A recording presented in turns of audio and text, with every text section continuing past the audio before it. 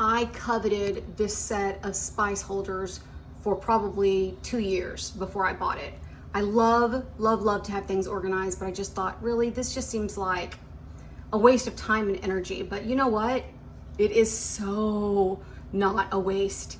It is one of my favorite things in the kitchen. Literally, when I open the cabinet and I see it, it legitimately brings me joy.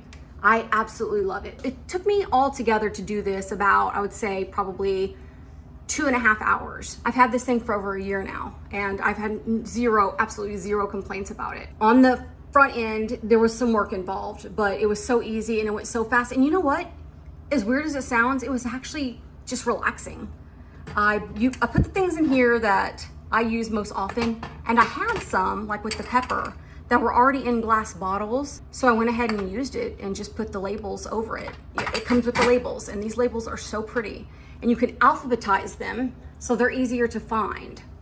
And this thing is as sturdy as, this thing does not move. It's very, very sturdy. Since I use some of my own bottles, I had a few extra. I'm actually thinking of getting a second one because I do have some extra bottles I could store in there.